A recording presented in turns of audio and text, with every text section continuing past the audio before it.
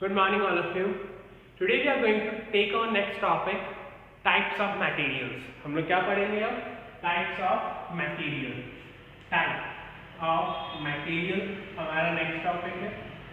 जो हमारा next topic है उसमें basically कितने topics हैं? 3 तरह के substance हैं हमारे पास. पहला substance है diamagnetic, दूसरा substance paramagnetic एंड तीसरा सब्सटेंस पैरामैग्नेटिक.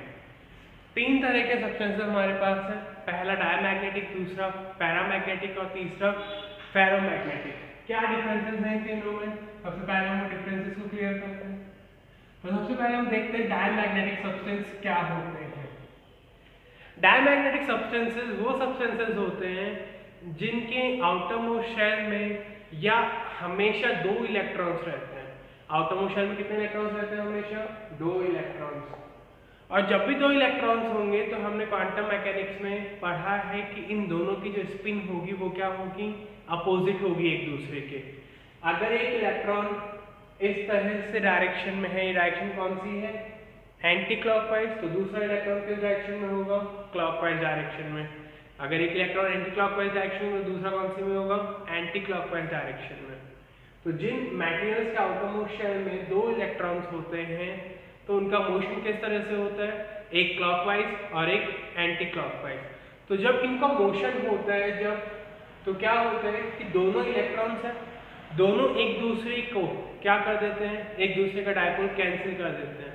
क्योंकि एक का डायपोल इस तरफ निकल के आता है तो दूसरे का इस तरफ, तो दोनों एक दूसरे को क्या कर देंगे? कैंसिल. तो इनका नेट डायपोल मोमेंट क्या हो जाएगा? 0. m की वैल्यू किसके इक्वल हो जाएगी? 0 के. डायपोल मोमेंट की वैल्यू किसके इक्वल हो जाएगी? 0 के. जब ये वैल्यू 0 के इक्वल हो गई तो क्या हुआ कि इसमें कोई मैग्नेटाइजेशन प्रोड्यूस नहीं हुआ. बट जैसे ही हम किसी डायमैग्नेटिक सब्सटेंस को मैग्नेटिक फील्ड के अंदर रखते हैं, किसके अंदर रखते हैं? मैग्नेटिक फील्ड के अंदर. तो मैग्नेटिक फील्ड के अंदर रखते ही वो क्या हो जाते हैं? मैग्नेटाइज हो जाते हैं. क्यों मैग्नेटाइज हो जाते हैं? क्योंकि एक इलेक्ट्रॉन पे थोड़ा फोर्स ज्यादा लगता है, more force on one electron, और दूसरे इलेक्ट्रॉन पे फोर्स क्या लगता है? थोड़ा कम. तो एक इलेक्ट्रॉन पे फोर्स ज्यादा लग रहा है और एक इलेक्ट्रॉन पे फोर्स कम लग रहा है, तो इसकी वजह से क्या होता है कि डायपोल मोमेंट अब 0 के इक्वल नहीं रहता. और जैसे ही डायपोल मोमेंट 0 के इक्वल नहीं रहता तो ये मैग्नेटिक सब्सटेंस क्या होते हैं? मैग्नेटाइज हो जाते हैं. ये क्या हो जाते हैं? Magnetize. These substance got magnetize. जैसे ये सब्सटेंस मैग्नेटाइज हुए, कब हुए मैग्नेटाइज? ये क्लियर है सबको? जब हमने इनको डायमैग्नेटिक सब्सटेंस को किसके अंदर रखा? मैग्नेटिक फील्ड के अंदर रखा, तो ये मैग्नेटाइज हो गए. क्यों? क्योंकि एक इलेक्ट्रॉन पे ज्यादा फोर्स लगा और दूसरे पे कम फोर्स लगा, तो नेट डायपोल मोमेंट किसके इक्वल नहीं आया? 0 के इक्वल नहीं आया. जब 0 के इक्वल नहीं आया तो ये सब्सटेंस क्या हो गया? मैग्नेटाइज. बट जब ये सब्सटेंस मैग्नेटाइज होता है तो इसकी मैग्नेटिक फील्ड की डायरेक्शन अपोजिट रहती है. अगर मैग्नेटिक फील्ड इस डायरेक्शन में होती है तो ये मैग्नेटाइज अपोजिट डायरेक्शन में होता है. डायमैग्नेटिक जो सब्सटेंस होते हैं वो हमेशा अपोजिट डायरेक्शन में मैग्नेटाइज होते हैं. यानी अगर मैग्नेटिक फील्ड इस तरफ है तो मैग्नेटाइजेशन इस तरफ होगा, और इनका जो मैग्नेटाइजेशन होता है बहुत ज्यादा वीक होता है. ये क्या होता है? वीक होता है. जैसे एग्जाम्पल कौन कौन से हैं? Zn, Cu, जिनके भी आउटर मोस्ट शेल में 2 इलेक्ट्रॉन्स रहते हैं और वो मैग्नेटाइज होने की कोशिश करते हैं, वो सारे सब्सटेंस और अपोजिट डायरेक्शन में मैग्नेटाइज होते हैं. उन सभी सब्सटेंस को हम क्या बोलते हैं? डायमैग्नेटिक. Diamagnetic substance. और इस प्रॉपर्टी को क्या बोलते हैं? Diamagnetic property. और मटेरियल्स कौन से होते हैं? Diamagnetic materials. इस तरह से डायमैग्नेटिक सब्सटेंसेस होते हैं. इनकी डेफिनेशन भी पूछी जाती है. जनरली थ्योरेटिकल चैप्टर है, तो थ्योरेटिकल पोर्शन है हमारे चैप्टर का, तो इसकी सिर्फ हमें इतनी ही थ्योरी याद रखनी है. नेक्स्ट हम देखते हैं पैरामैग्नेटिक सब्सटेंस.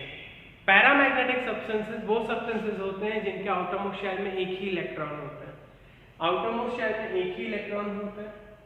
तो क्या होता है जब बहुत सारे एटम्स कंबाइन होते हैं तो हर एक एटम, यानी जैसे एक सोडियम का हम एटम लेते हैं तो सोडियम के एटम में एक ही इलेक्ट्रॉन है आउटर मोस्ट शेल में. अगर हमने सोडियम के 6 एटम्स ले लिए तो आउटर मोस्ट शेल में कितने इलेक्ट्रॉन्स होंगे? 6. तो जैसे ही 6 इलेक्ट्रॉन्स हैं हमारे पास, तो ये 6 के 6 इलेक्ट्रॉन हर एक एटम को मैग्नेट की तरह बिहेव कराते हैं. हर एक एटम की तरह बिहेव कराते हैं, मैग्नेट की तरह। तो हर एक एटम इनका क्या होता है, एक छोटे एटॉमिक मैग्नेट की तरह बिहेव करता है। एक छोटे एटॉमिक मैग्नेट की तरह क्या करता है, बिहेव करता है हर एक एटम। तो पैरामैग्नेटिक सब्सटेंसेस वो सब्सटेंसेस होते हैं जिनके आउटरमोस्ट शेल में एक इलेक्ट्रॉन रहता है, और हर एक एटम किसकी तरह बिहेव करता है, एटॉमिक मैग्नेट की तरह। और ये मैग्नेटाइज भी कौन सी डायरेक्शन में होते हैं, जिस डायरेक्शन में मैग्नेटिक फील्ड होता है। अगर मैग्नेटिक फील्ड इस डायरेक्शन में है तो मैग्नेटाइज भी इसी डायरेक्शन में होंगे।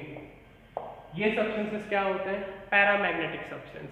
अब ये हुआ कैसे, जैसे हमने अज्यूम किया कि कोई एटम, बहुत सारे एटम्स हैं, उन एटम्स के अंदर पहले क्या था कि जब इलेक्ट्रॉन्स को देखा गया तो हर एक एटॉमिक मैग्नेट तो था, बट इलेक्ट्रॉन्स रैंडमली अरेंज थे। कैसे अरेंज थे, अगर एक इलेक्ट्रॉन की साइकिल इस तरफ है तो दूसरे के इसके अपोजिट, एक इलेक्ट्रॉन इस तरफ है तो दूसरे इसके अपोजिट।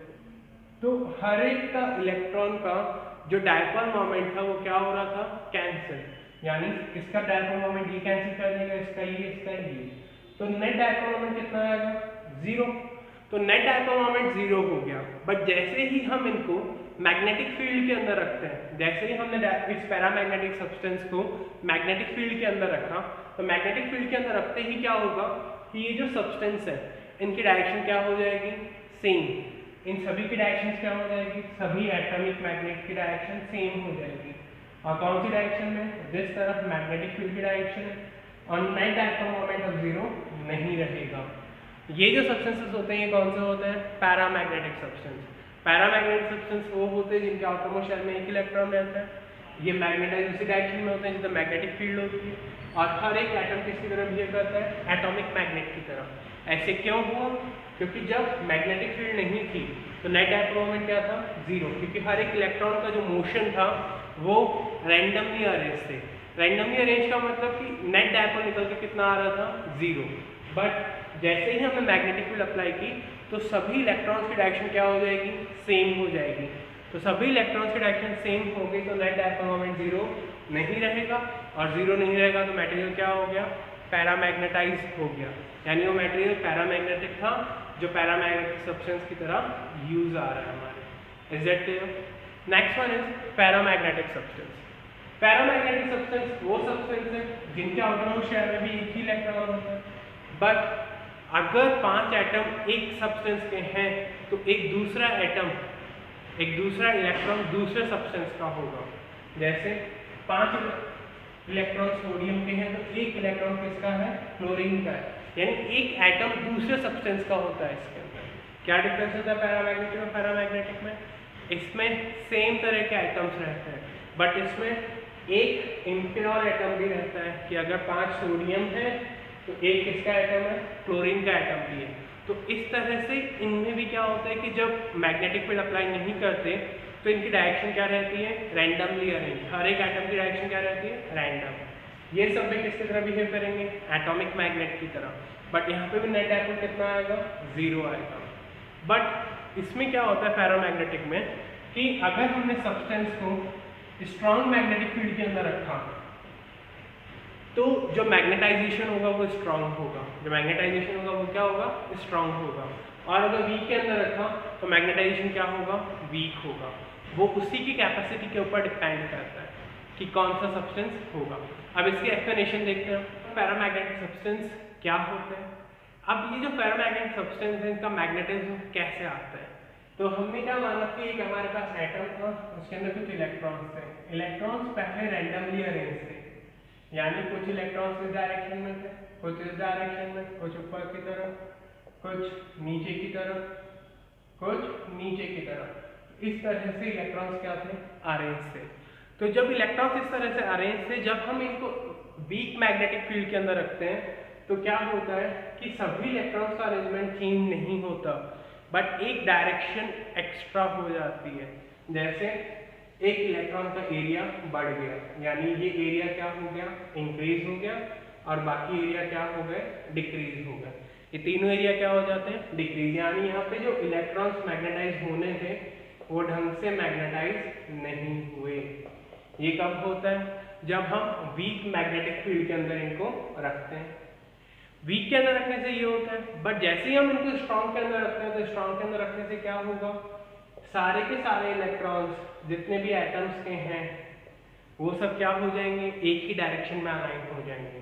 पैरामैग्नेटिक सब्सटेंस से हमें वीक मैग्नेटिज्म प्रोड्यूस कर सकते हैं, स्ट्रॉन्ग मैग्नेटिज्म प्रोड्यूस कर सकते हैं।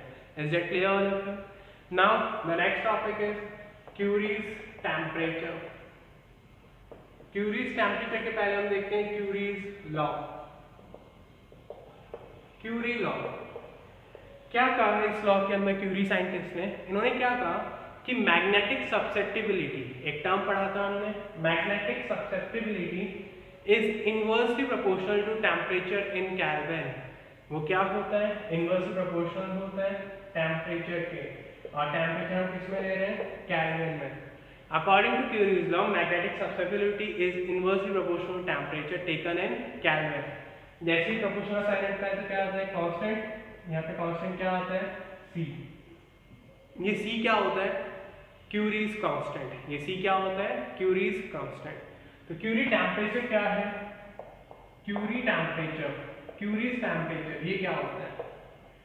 ये वो टेम्परेचर है जिस टेम्परेचर के नीचे सब्सटेंस कौन सा रहता है? पैरामैग्नेटिक। कौन सा सब्सटेंस रहता है? पैरामैग्नेटिक। जब टेम्परेचर क्यूरी टेम्परेचर से क्या होता है? कम, और इसके ऊपर सब्सटेंस किस में चेंज हो जाता है? पैरामैग्नेटिक में। The temperature at which below which the substance is paramagnetic and above which is paramagnetic is said to be Curie's temperature. और क्यूरीज टेम्परेचर की वजह से ही हमें पता चलता है कि कौन सा सब्सटेंस पैरामैग्नेटिक और कौन सा पैरामैग्नेटिक है, क्योंकि इन दोनों की जो मैग्नेटिक फील्ड की डायरेक्शन रहती है वो क्या रहती है? सेम। यानी मैग्नेटिक किस डायरेक्शन में होते हैं? जिसमें मैग्नेटिक फील्ड की ही डायरेक्शन होती है। तो जो उस टेम्परेचर से हमें पता चल जाता है कि सब्सटेंस पैरामैग्नेटिक होगा या पैरामैग्नेटिक होगा। इस फॉर्मूले में सारा चेंज आ जाता है। x is equals to c upon t minus T C. x is equals to c upon t minus T C. t क्या है? टेम्परेचर इन केल्विन, और Tc क्या है? Curie's temperature. तो यहाँ पे अगर x की वैल्यू है हमारे पास, c की वैल्यू है, t की वैल्यू है, Tc की वैल्यू है, तो हम एक फॉर्मूला रिलेट कर सकते हैं क्यूरीज टेम्परेचर का और केल्विन में टेम्परेचर। क्यूरीज टेम्परेचर भी हमें केल्विन में ही लेना है, but T generally room temperature हो सकता है या temperature which is given to us. तो ये एक फॉर्मूला होता है Curie's law and Curie's temperature. एक छोटा सा टॉपिक था। अब हमारे चैप्टर का लास्ट टॉपिक है। लास्ट टॉपिक क्या है? BH कर्व या फिर हिस्टैरिसीस कर्व। वो अब हम देखते हैं, BH कर्व या हिस्टैरिसीस कर्व। अभी हमने देखा कि कितने अलग अलग तरह के मटेरियल्स होते हैं। 3 तरह के हमने सब्सटेंसेस पढ़े। कौन कौन से सब्सटेंस थे? एक था डायमैग्नेटिक सब्सटेंस, एक था पैरामैग्नेटिक सब्सटेंस और एक था पैरामैग्नेटिक सब्सटेंस। सिर्फ हमें इनका थ्योरेटिकल पोर्शन ही ध्यान रखना है, और अगर आपको केमिस्ट्री में एक दो एग्जाम्पल इनके याद है तो वो भी आप लोग याद रख सकते हैं। नेक्स्ट थिंग इज कि BH कर्व क्या होती है? BH curve, BH curve is the curve which is drawn between B and H। B क्या होता है? मैग्नेटिक फील्ड इंटेंसिटी, और H क्या होता है? Magnetizing field. H क्या होता है? Magnetizing field. हमें पता है कि ये दोनों डायरेक्टली क्या होते हैं? प्रोपोर्शनल होते हैं, बट हमेशा ये चीज फॉलो अप नहीं होती। ये कर्व किसके बीच में? B और H के बीच में। ये कर्व बनाई गई कौन से सब्सटेंस के लिए? पैरामैग्नेटिक सब्सटेंस के लिए। पैरामैग्नेटिक अलग अलग सब्सटेंसेस के लिए ये कर्व बनाई जाती है, जिस कर्व को हम क्या बोलते हैं? BH curve. B यानी मैग्नेटिक फील्ड इंटेंसिटी, H यानी मैग्नेटाइजिंग फील्ड। इस कर्व को जब बनाया गया तो बहुत सारे फैक्टर्स और भी थे जिन्हें ध्यान रखा गया, बट हम सिर्फ टेम्परेचर को ध्यान रखेंगे। टेम्परेचर क्या था? कांस्टेंट था। तो यहाँ पर क्या किया गया? जैसे इन्होंने इस कर्व को बनाया, हमारे यहाँ पर सिर्फ इस कर्व की स्टडी है। क्या है? सिर्फ इसकी स्टडी। तो इसको बिगिन करते हैं। जैसे यहाँ पे दिखाई दे रहा है, हम लोग इस जीरो या ओरिजिन पॉइंट से हम B की तरफ गए। सबसे पहले ये देख लो एक बार कि जब x और y होता है तो इस एक्सिस पे कौन जीरो होता है? x। इस एक्सिस पे कौन जीरो होता है? y। इसी तरह इस एक्सिस पे कौन जीरो होता है? x, और इस एक्सिस पे कौन जीरो होता है? y। तो ये चीज़ें हमें पता होनी चाहिए कि कौन कहाँ पर जीरो होता है, जो हम लोग बहुत बार पढ़ भी चुके हैं। इन दोनों पॉइंट्स पे कौन जीरो होंगे, y, और इन दोनों पॉइंट्स पे कौन जीरो है, x, और ये क्या है अगर ऑरिजिन। तो अब जैसे हम इस पॉइंट जैसे O से हम A पे गए, तो O से A पर गए तो क्या हुआ कि दोनों चीजें इंक्रीज हुई, B भी इंक्रीज हुआ और H भी इंक्रीज हुआ। B भी इंक्रीज हुआ और H भी क्या हुआ, इंक्रीज हुआ, यानी मैग्नेटिक फील्ड इंटेंसिटी और मैग्नेटाइजिंग फील्ड दोनों एक दूसरे के हैं प्रोपोर्शनल है, दोनों एक दूसरे के हैं प्रोपोर्शनल। जब दोनों प्रोपोर्शनल हैं तो वो इस पाथ को फॉलो करते हुए कौन से पॉइंट पे पहुंचे, B पॉइंट के ऊपर। B पॉइंट क्या है, मैक्सिमम, इससे ज्यादा कुछ भी नहीं हो सकता। इस पॉइंट को क्या बोलते हैं हम, मैग्नेटिक सैचुरेशन। क्या बोलते हैं इस पॉइंट को, मैग्नेटिक सैचुरेशन, कि इसके बाद अब मैग्नेट का और सैचुरेशन पॉसिबल नहीं है।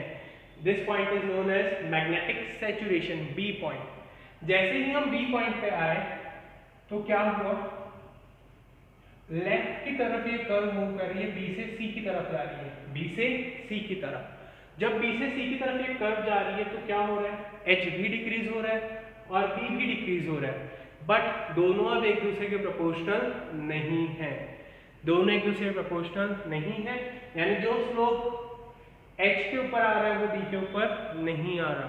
बट जैसे ही हम इस C पॉइंट के ऊपर पहुंचे, इस पॉइंट के ऊपर, तो हमारे पास एक क्वांटिटी कौन सी, H क्या हो गई, जीरो, H क्या हो गई, जीरो। तो एट पॉइंट C क्या जीरो हो गया हमारे पास, C पे आने के बाद इस एक्सिस पे कौन जीरो होगा, H। तो H जीरो हो गया बट B जीरो नहीं हुआ। जब H जीरो हो गया और B जीरो नहीं हुआ तो इस पॉइंट को बोलते हैं हम रिटेंटिविटी का पॉइंट, पॉइंट ऑफ रिटेंटिविटी, या फिर वो पॉइंट जहां पे अब थोड़ा सा मैग्नेटिज्म बचा है, रेसिडुअल मैग्नेटिज्म। क्या बचा है, रेसिडुअल मैग्नेटिज्म। इस पॉइंट को क्या बोलते हैं हम, रेसिडुअल मैग्नेटिज्म। यानी यहाँ पर इस पॉइंट पे H तो क्या हो गया, जीरो हो गया, बट B जीरो नहीं हुआ। जब हम आगे C से D की तरफ मूव करें, एट पॉइंट D पे जब हम पहुंचे, तो D पे पहुंचने के बाद क्या हुआ कि जो क्वांटिटी B है वो क्या हो गई, जीरो, बट फिर भी मैग्नेटाइजिंग फील्ड जीरो नहीं हुई। क्या जीरो नहीं हुई, मैग्नेटाइजिंग फील्ड। जब मैग्नेटाइजिंग फील्ड जीरो नहीं हुई तो इस पॉइंट को क्या बोलते हैं, पॉइंट ऑफ कोएर्सिविटी। क्या बोलते हैं इसको, पॉइंट ऑफ कोएर्सिविटी। तीन पॉइंट्स हमने देखे। पहला पॉइंट क्या था, एट पॉइंट बी, वहां पे इससे ज्यादा ना तो मैग्नेटिक फील्ड इंटेंसिटी इंक्रीज हो सकती है ना मैग्नेटाइजिंग फील्ड इंक्रीज हो सकती है। उस पॉइंट को क्या बोलते हैं, magnetic saturation. At point C पे जब आए तो एच क्या हो गया, जीरो, बट बी जीरो नहीं हुआ। जब बी जीरो नहीं होता तो उस पॉइंट को क्या बोलते हैं, रिटेंटिविटी या point of residual magnetism. At point D पे जब हम आए तो डी पे आने के बाद क्या हुआ, बी इक्वल्स टू जीरो और H not equals to zero. जब H not equal to zero होता है तो उसे उस पॉइंट को क्या बोलते हैं, कोएर्सिविटी। क्या बोलते हैं, कोएर्सिविटी। बट जैसे ही हम डी से ई की तरफ आए तो दोनों ही डिक्रीज हो रहे हैं, डी से ई तक दोनों ही क्या हो रहे हैं, डिक्रीज हो रहे हैं। कहाँ तक डिक्रीज हो रहे हैं, ई तक। इस पॉइंट को भी हम क्या बोलते हैं, magnetic saturation, but opposite direction में। यहाँ पे डायरेक्शन क्या हो गई, अपोजिट हो गई। तो यहाँ पे this point is also known as magnetic saturation but in opposite direction. इस पॉइंट को क्या बोलते हैं, मैग्नेटिक सैचुरेशन अपोजिट डायरेक्शन में। एफ पॉइंट पे है, एफ पॉइंट पे क्या जीरो हो गया, एच और B not equal to zero but in opposite direction. यहाँ पे भी रेसिडुअल मैग्नेटिज्म कौन सी डायरेक्शन में है, अपोजिट डायरेक्शन में। एफ से जी पर गए तो क्या जीरो हो गया, बी जीरो हो गया। बी जीरो हो गया तो उस पॉइंट को क्या बोलते हैं, कोएर्सिविटी बट इन अपोजिट डायरेक्शन। इस तरह से ये BH कर्व बनाई जाती है। फिर जब वापस इस पॉइंट पे आए और वापस मैग्नेटिक सैचुरेशन, और यही लूप इस तरह से चलता रहेगा। This curve is known as BH curve. हमें सिर्फ इसकी स्टडी करनी है, हमें हर एक पॉइंट के बारे में इसका पता होना चाहिए कि कौन कहाँ पर जीरो हो सकता है। हो सकता है कि कहीं कहीं पर इसका स्लोप अलग अलग दिखे, कुछ बुक्स में स्लोप इस तरह से भी है, कुछ में अलग तरह से है। वो क्यों है, क्योंकि पैरामैग्नेटिक सब्सटेंस एक तो होता नहीं है, बहुत सारे पैरामैग्नेटिक सब्सटेंसेस बनाए जाते हैं और इसी कर्व को बार बार फॉलो करते हैं। बट जब इसी कर्व को हम बार बार फॉलो करते हैं तो क्या होता है, एनर्जी में लॉस होता है। एनर्जी में क्या होता है, लॉस। हो सकता है इसका जो स्लोप है वो कम या ज़्यादा हो जाए। तो जो एनर्जी लॉस होता है उसे हम बोलते हैं हिस्टैरिसीस लॉस। क्या बोलते हैं उसे, हिस्टैरिसीस लॉस। उस लॉस को निकालने का फॉर्मूला क्या होता है, V into A into F. Hysteresis loss या एनर्जी लॉस क्या होता है, उसका formula V into A into F. V क्या है, volume, A area, F frequency. तो इन तीनों चीज़ों को जब हम मल्टीप्लाई करेंगे तो हमारे पास क्या आ जाएगा, हिस्टैरिसीस लॉस निकल के आ जाएगा। Is it clear all of you? Hysteresis loss क्यों होता है, एनर्जी लॉस, जब हम बार बार एक ही मटेरियल से इस लूप को रिपीट करते हैं, यानी बार बार ये पॉइंट्स हम लोग निकालने की कोशिश करते हैं तो एनर्जी में लॉस होगा। वो एनर्जी लॉस को क्या बोलते हैं, हिस्टैरिसीस लॉस। उसको निकालने का फॉर्मूला क्या होता है, V into A into F, volume into area into frequency. Is that clear all of you? Now we will do some numericals of this chapter and finish it now. अब हम कुछ numericals देखते हैं। तो पहला न्यूमेरिकल जो हमारे पास में है उसमें क्या क्या गिवन है। क्वेश्चन आपके पास बुक में है, नहीं है किसी के पास तो मेरे को बता देना, मैं PDF सेंड कर दूंगा क्वेश्चन वाले पेज को। फर्स्ट क्वेश्चन हमारे पास है, उसमें क्या गिवन है, हमें N गिवन है। N क्या होता है, मैग्नेटिक डायपोल मोमेंट कितना है, 200 ampere into metre square. Magnetic field intensity given है 0.86 टेस्ला। थीटा गिवन है 60 डिग्री। हमें क्या पूछा उसमें, टॉर्क। टॉर्क का फॉर्मूला क्या होता है, mb sin थीटा। इन सभी वैल्यूज को हम पुट करते हैं तो m कितना है 200, b कितना है 0.86 और sin theta sin 60। 200 into 86 upon 100 into sine 60 की वैल्यू √3 अपॉन 2। 2 1 100, डबल जीरो से डबल जीरो कैंसिल, कितना आ गया 86 √3। टॉर्क इक्वल्स टू होता है फोर्स इंटू परपेंडिकुलर डिस्टेंस, तो फोर्स का यूनिट न्यूटन इंटू मीटर। ये फर्स्ट क्वेश्चन का आंसर है हमारे पास। सेकंड क्वेश्चन में हमारे पास गिवन है horizontal component of earth surface, earth magnetism का जो हॉरिजॉन्टल कंपोनेंट है वो गिवन है। फिर थीटा गिवन है 45 डिग्री और हमें वर्टिकल कंपोनेंट पूछा है। क्या पूछा है हमें, वर्टिकल कंपोनेंट। हमने फॉर्मूला पढ़ा है BV upon BH is equals to 10 pi. BV equals to क्या आ जाएगा, BH इंटू 10 पाई। BH कितना है 0.5 इंटू 10 की पावर -4 और 1045 की वैल्यू 1 होती है, तो ये कितना आ जाएगा 0.5 इंटू 10 की power -4 weber per metre square. ये हमारे पास वर्टिकल कंपोनेंट की वैल्यू आ गई। नेक्स्ट जो क्वेश्चन है question number 3। Question number 3 based हमारे जो मैग्नेटिक क्वांटिटीज के बीच में हमने रिलेशन पढ़ा था। क्या रिलेशन था उसके अकॉर्डिंग अभी देखते हैं।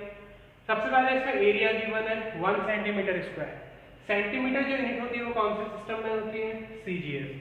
ऐसे ही जो मैग्नेटाइजिंग फील्ड यूनिट है वो क्या है, ऑफसेट। ये यूनिट भी कौन सी है, CGS, और ये यूनिट भी कौन सी है, CGS। तो तीनों यूनिट जो है वो CGS सिस्टम में है। अब हमसे इस क्वेश्चन में क्या पूछा है, एक हमसे पूछा है मैग्नेटिक क्या परमिएबिलिटी और दूसरा मैग्नेटिक ससेप्टिबिलिटी। तो हमने फॉर्मूला पढ़ा B is equals to mu into H, तो mu equals to B upon H। B कितना है 3000 अपॉन 200, डबल जीरो से डबल जीरो 2 1 15। तो म्यू आर की वैल्यू कितनी आ गई 15। यहाँ पे चाहे म्यू लिखो, म्यू नॉट लिखो या म्यू आर लिखो, फॉर्मूले पे ज्यादा इफेक्ट नहीं आता।